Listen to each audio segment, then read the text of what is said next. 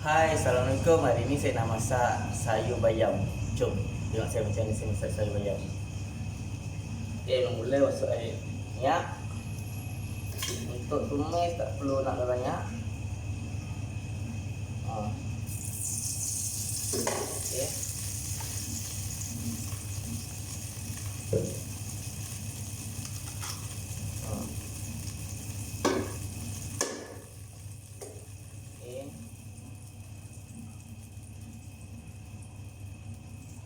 Masukkan sikit bawang,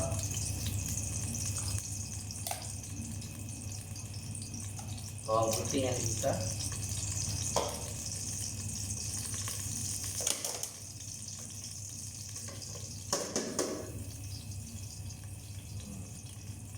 masukkan sikit bawang besar yang lagi besar, lebih je okey.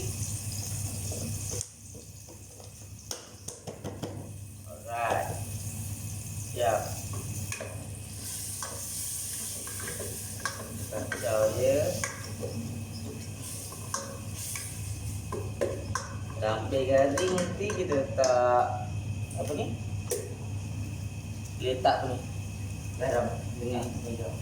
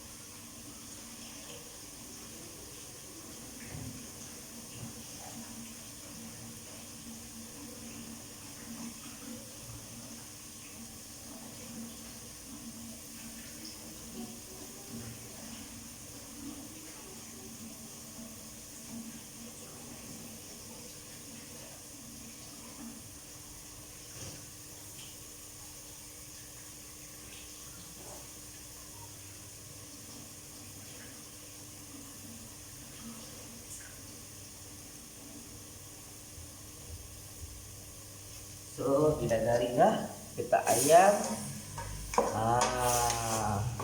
Tak biasa-biasa kan, naik biasa kan.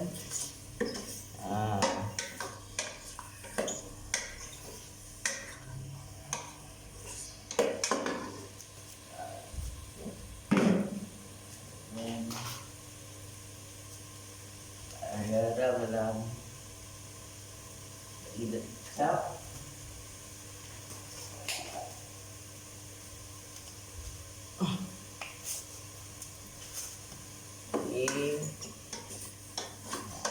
Daun je, kecap tak banyak je.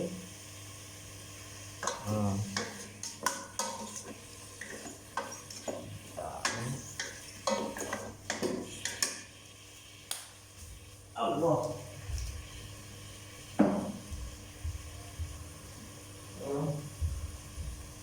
Inilah bayam saya yang sudah basuh.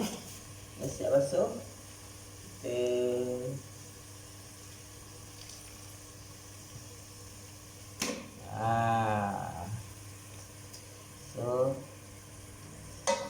gaul-gaul dia.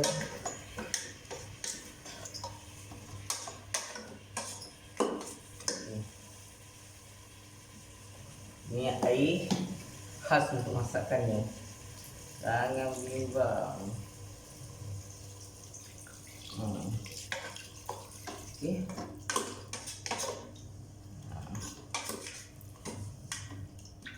Okey ke tidak?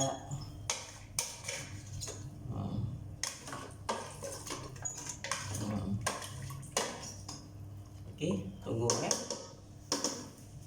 Kita tunggu tau.